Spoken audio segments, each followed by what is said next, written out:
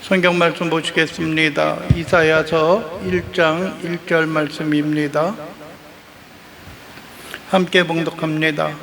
유다 왕 우시야와 요담과 아하스와 히스기야 시대에 아모스의 아들 이사야가 유다와 예루살렘에 관하여 본 세계라. 아멘. 오늘 우리가 함께 말씀을 나누는 것이 이사야의 시대라고 하는 말씀으로 나누기를 원합니다. 오늘 우리가 있는 그 표제에 보게 되면은 아모스가 거하고 있는 그 시대에 대해서 이야기를 합니다. 그게 어느 나라에 첫째는 유다 왕이라고 이야기를 하고 있어요. 우시야, 요담, 아하스, 히스기야 4명의 왕들입니다.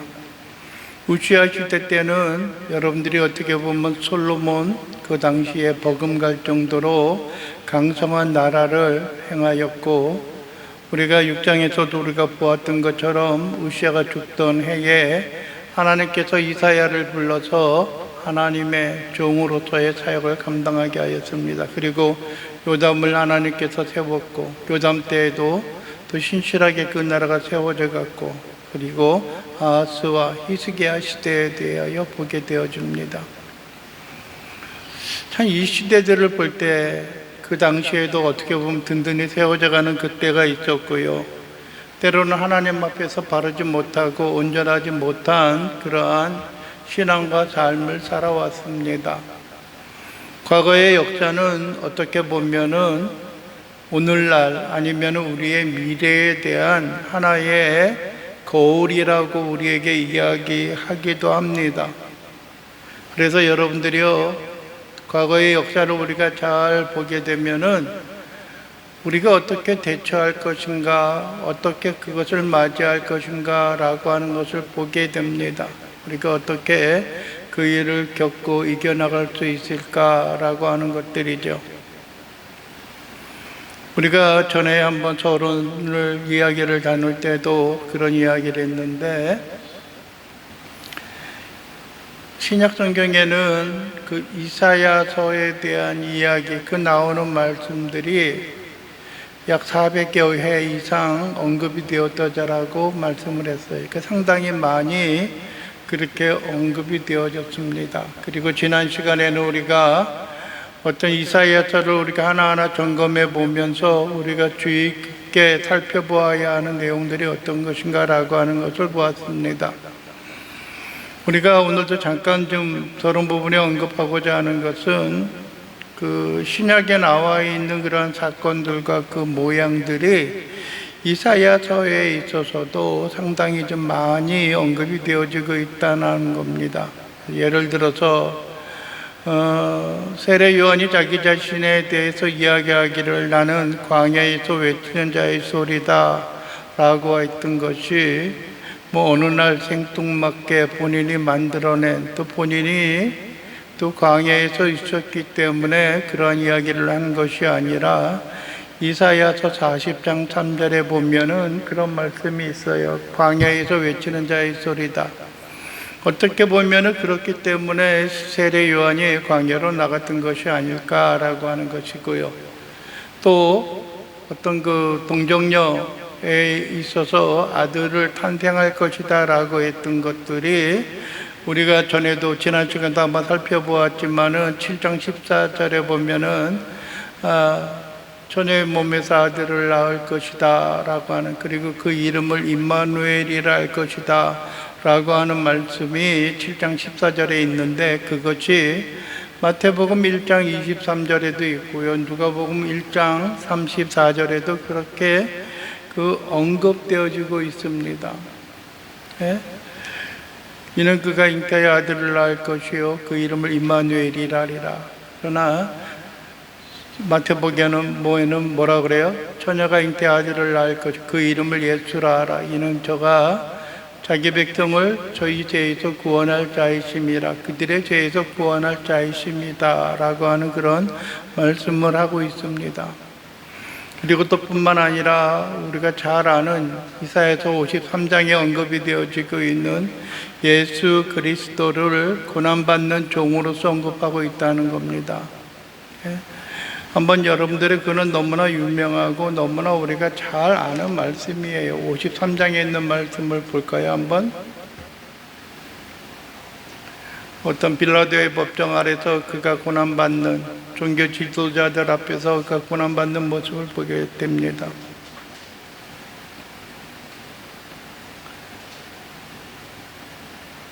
좀 길지만 9절까지 한번 우리가 읽어보겠습니다.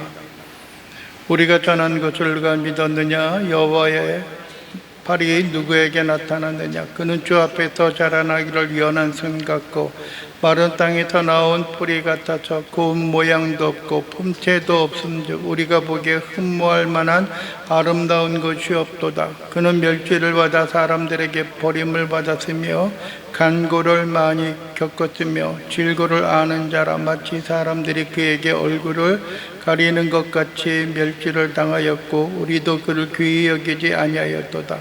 그는 실로 우리의 질고를 지고 우리의 슬픔을 당하였거늘 우리는 생각하기를 그는 징벌을 받아 하나님께 맞으며 고난을 당한다 하였노라. 그가 찔림은 우리의 허물을 때문이요 그가 상함은 우리의 죄악 때문이라. 그가 징계를 받음으로 우리는 평화를 누리고 그가 채찍에 맞음으로 우리는 나음을 받았도다. 우리는 다 양 같아서 그릇 행하여 각기 제 길로 갔거늘 여호와께서는 우리 모두의 죄악을 그에게 담당시키셨도다. 그가 곤욕을 당하여 괴로울 때에도 그의 입을 열지 아니하였으며 마치 도수장으로 끌려가는 어린 양과 털 깎는 자 앞에서 잠잠한 양같이 그의 입을 열지 아니하였도다. 그는 곤욕과 신문을 당하고 끌려갔으나 그 세대 중에 누가 생각하기를 그는 살아있는 자들의 땅에서 끊어짐은 마땅히 형벌 받을 내 백성의 허물 때문이라 하였으리요. 그는 강포를 행하지 아니하였고 그의 입에 거짓이 없었으나 그의 무덤이 악인들과 함께 있었으며 그가 죽은 후에 부자와 함께 있었도다. 아멘. 우리가 잘 아는 것은 예수님의 고난에 대한 이야기입니다. 그가 어떻게 고난을 당하셨고 어떤 취급을 당하셨는가라고 하는 것을 우리에게 보여주고 있습니다. 또 그가 치유를 통하여서 병고침을 하신다라고 하는 말씀도 있습니다. 오늘 읽었던 말씀 4절에 보면 그러죠. 그는 실로 우리의 질고를 지고 우리의 슬픔을 당하였거늘 우리는 생각하기를 그는 징벌을 받아 하나님께 맞으며 고난을 당한다 하였노라. 우리의 질고를 지고 우리의 슬픔을 당하였다는 겁니다. 그런 말씀도 하고 있고요. 또 갈릴리에서도 그가 배척을 받을 것이다 라고 하는 그런 것들. 또 뿐만이 아니라 사도 바울의 이야기에서도 이방인이 구원을 받을 것이다 라고 하는 그런 말씀. 그가 이방인의 사도가 되어졌던 것처럼 또 이방인이 구원을 받을 것이다 라고 하는 이야기가 이사야서에 있는 말씀에 있어서도 잘 언급이 되어지고 있습니다. 11장 10절에 보면은 이렇게 말씀을 합니다. 11장 10절에 있는 말씀이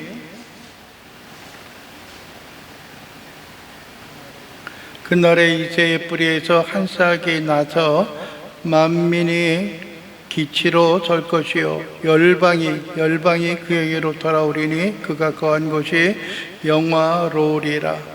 열방이 그에게로 돌아올 것이다 라고 하는 말씀을 하고 있는 것들이죠. 또 뿐만이 아니라 새하늘과 새 땅에 있어서 새롭게 될 것이다 라고 하는 것들이고요. 또 하나님의 전신갑주를 입으라 라고 하는 말씀이 또한 이사야에서 뿐만 아니라 사도 바울이 기록한 에베소서 6장에 있어서도 그러한 말씀이 잘 언급이 되어지고 있습니다. 이사야서 59장 16, 17절에 15절 16, 17절에 보면은 여호와께서 이를 살피시고 그 정의가 없는 것을 기뻐하지 아니하고 사람이 없으므로 보시며 중재자가 없음을 이상히 여기셨으므로 자기 팔로 스스로 구원을 베푸시며 자기의 공의를 스스로 의지하사 17절에 보면은 공의로 갑옷을 삼으시며 구원을 자기의 머리에 서서 투구를 삼으시고 보폭을 속옷으로 삼으시고 열심히 입어 겉옷으로 삼으시고 라고 그런 말씀을 합니다. 그래서 우리가 에베소서 6장에 보면 그러잖아요.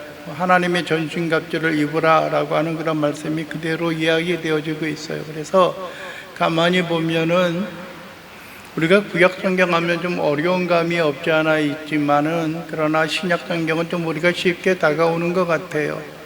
그럼에도 불구하고 이사야서의 곳곳에서는 400번이 넘는 그러한 것들이 신약 성경에서도 그대로 언급이 되어지고 있다라고 하는 것을 생각해 보면은 상당히 뭐라 그럴까요? 우리에게 친밀감을 느낄 수 있는 그런 부분이 아닐까. 뭐 숫자로 따지지 않더라도 신약성경 한 장에 한 번 정도는 평균적으로 언급이 되어지고 있다라고 말할 수 있는 것들입니다. 그래서 여러분들이요, 어떤 생각과 마음을 가지고 우리가 살아가느냐라고 하는 것, 지지난주부터 여러분들에게도 좀 부탁을 드렸던 것처럼 이사야서를 한 번 정도는 여러분들이 처음부터 끝까지 한번 좀 읽어봤으면 좋겠다라고 하는 그런 말씀을 드렸던 것들이 좀 더 이사야서의 말씀에 우리가 친밀감을 갖고 마음을 누리기를 원한다는 겁니다. 다시 본론으로 들어와서 이사야의 시대는 유다왕이고 우시야, 요담, 아하스, 히스기야의 시대입니다.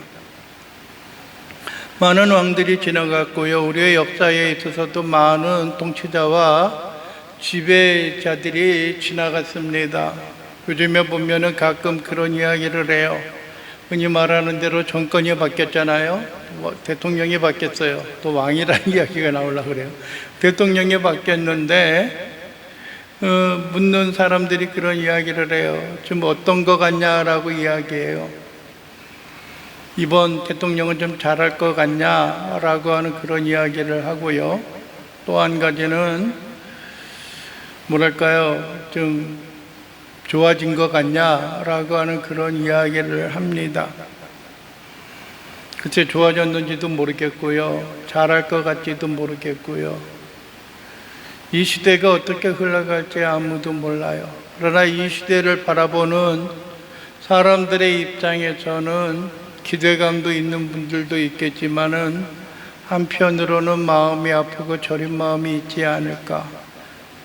왜냐하면은요, 그들이 주장하고 이야기하는 것들이 요즘에도 민생 지원 그런 차원에서 그들이 뭘 추진하고 그것이 실행되어졌지만은 과연 그러한 것들이 얼마나 우리들에게 유익하고 얼마나 근본적인 문제를 해결할지에 대해서는 아무도 모르고 아무도 알 수 없다라고 하는 겁니다. 아마 이사야의 마음에 있어서도 그와 같지 않았을까라고 하는 생각을 합니다.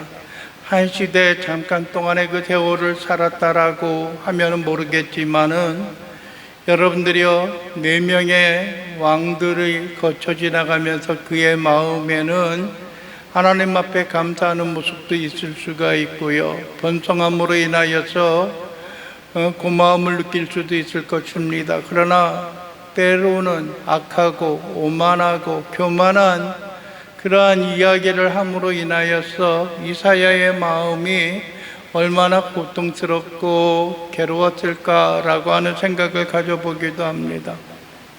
여러분들의 요즘 시대를 바라보는 우리들의 마음도 어떤 면에 있어서는 여러분들이요, 우리가 어떻게 살고 어떻게 나가야 할 것인가라고 하는 것을 마음에 새기는 일들이 중요합니다.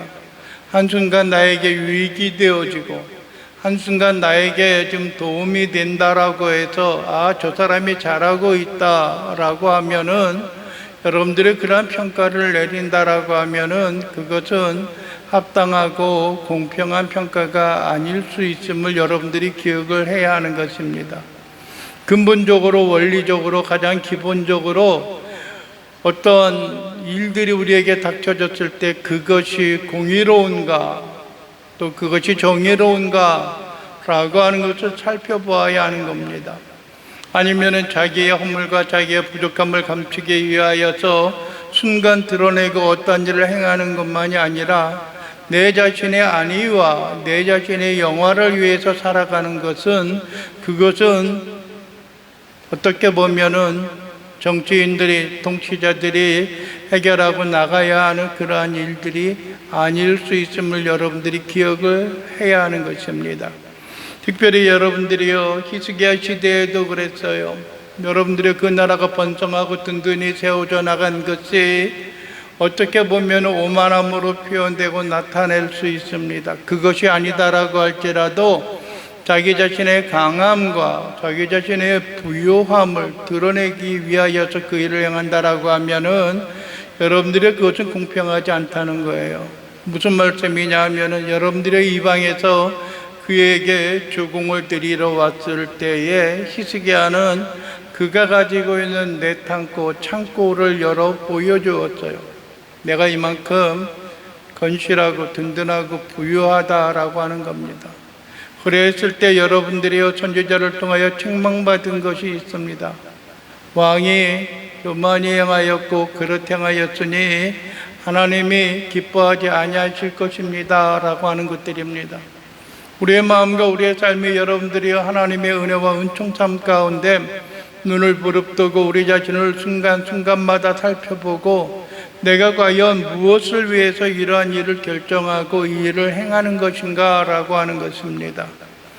어떤 면에 있어서는 여러분들이요, 그것에 대하여 경계하고 경고하며 그것에 대해서 하나님의 심판의 메시지를 전하는 것이, 그러면 또 한 면에 있어서는 내가 아니니까 이사야의 마음에 있어서는 그것이 과연 평안했을까라고 하는 생각입니다. 여러분들이 이사야는 어떠한 사람이라고 이야기했어요? 그의 아버지가 저기 누구예요? 아모스죠. 아모스의 아들 이사야라고 이야기했어요. 근데 아모스는 누굽니까? 그 우시아와 친인척간에 있는 것들이고요. 어떻게 보면은 이사야는 어떠한 사람이라고 하는 거예요? 왕실 가운데 한 명이라고 하는 거예요. 스스로 자기에 대해서 심하게 이야기하면은 누워서 침을 뱉는 것과 같은 것들이고요. 그곳에 대해서 자기의 아픔을 그 앞에 놓고 자기도 또한 겪을 수 있는 고난과 고통을 그들을 향하여 선포한다라고 하는 것은 쉽지 않다는 거예요. 그냥 좋은 게 좋은 것이니까 묻고 지나가지라고 하는 그런 이야기를 할 수도 있어요. 그럼에도 불구하고 여러분들이요, 이사야는 하나님의 명하신 그러한 명령을 행하며 준행하며 나가야 할 수밖에 없다라는 것입니다. 그게 왜 그래요? 그는 하나님의 거룩함의 임재 가운데 부름을 입고 하나님의 대언자로서 이 일을 맡고 있는 하나님의 종으로서 선지자로서 그 일을 감당해야 했기 때문이라는 겁니다. 여러분들이, 우리는 인간의 관계와 인간과의 삶의 모습에 있어서 우리가 감내해야 하는 것들이 있고요, 그 가운데 있어서 우리가 얻게 되어지는 중요한 이득이라든지 우리에게 평안이 그 가운데 있을 수도 있습니다. 그럼에도 불구하고 그 가운데 있어서 모든 것을 내쳐놓고 그 가운데 모든 것을 맡기고 하나님 앞에 나아가는 그러한 인생과 삶의 모습을 우리가 간직하고 부여잡고 살아간다라고 하면은 그것은 우리의 인생과 삶이 하나님의 은총과 영광으로 주 앞에 모든 걸 의리하고 살아나갈 수 있는 온전함과 은혜 가운데 거하는 자가 되어야 하는 것입니다. 개인의 유익을 위한 것이 아니라 옳고 그름을 바르고 정당한 것을 우리가 부여잡고 우리의 마음에 새기고 살아가는 일들이 있어야 하는 것입니다. 어떠한 사람은, 여러분들이 이 이사야서가 이사야에 의하여 혼자 기록되어진 것이 아니다라고 하는 그런 이야기를 합니다. 비평하는 그러한 사람들이 하는 이야기예요. 심한 경우에는 1장부터 30장까지는 이사야가 기록했는지 모르겠지만은 40장부터 66장까지의 말씀은 이사야가 아닌 먼 후대에 있었던 후기 선지자, 그 시대 포로 시대 이후에 있었던 어떠한 사람이 기록한 것이다 라고 이야기하는 경우들도 있습니다. 그러나 우리가 분명히 기억하고 알아야 하는 것은, 여러분들이요, 1장부터 39장의 내용과 40장에서 66장까지의 내용을 그 패턴, 기록된 패턴의 방식과 서술된 내용들의 그 방식을 보면은 동일하게 평행선을 이루고 있어요. 그 내용이. 그런 걸 보게 되면은 40장 이후에 있는 그 내용들도 앞부분에서 기록한 사람이 기록한 것임을 분명히 알 수 있다라고 하는 것입니다. 너무나 유명하기 때문에 앞에 것을 보고 그 서술 방식을 그대로 모방했을 수도 있지 않느냐라고 하는 것들이지만은 여러분들은 뭐 그럴 수도 있다라고 해요. 그러나 당시의 모든 것이 인사기실과 모든 것들이 이렇게 널리 펼쳐질 수 없는 그런 상황에서 보면은 그러한 것들은 그렇게 우리가 쉽게 단정 지을 수 없다라고 하는 것입니다. 여러분들의 인쇄술이 잘 이렇게 드러나게 되어졌던 것들이 언제예요?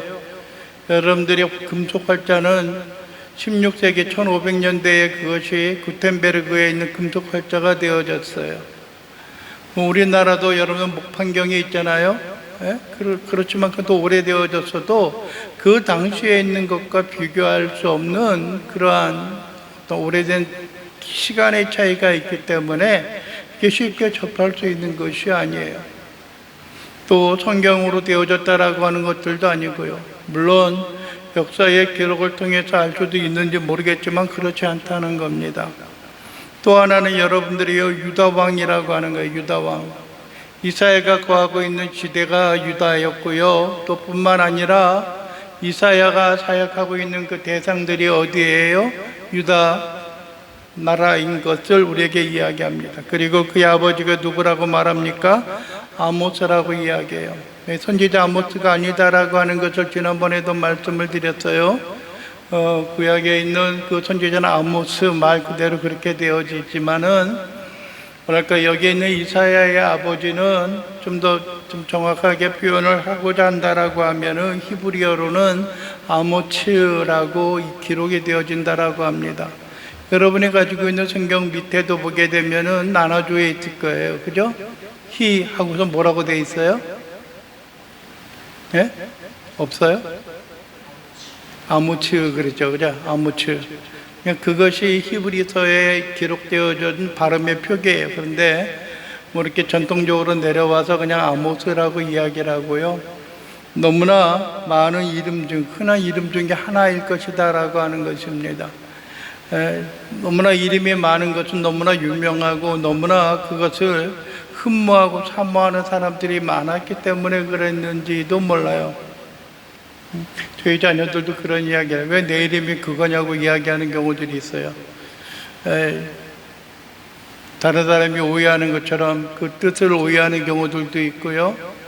어떤 사람은 나는 남자인데 왜 여자 이름으로 만들어놨냐고 하는 그런 경우들도 있어요. 그런데 그것을 느끼고 그것을 마음에 간직하게 되어진 것은 우리에게 참으로 귀하고 참으로 은혜가 넘치는 그런 모양과 모습 가운데 하나이기 때문에 그렇습니다. 그리고 또 한 가지는 무엇입니까? 이사야가 특별히 이야기하고 있는 것은 유다와 예루살렘에 관하여 본 계시다라고 말합니다. 유다는 그 나라죠.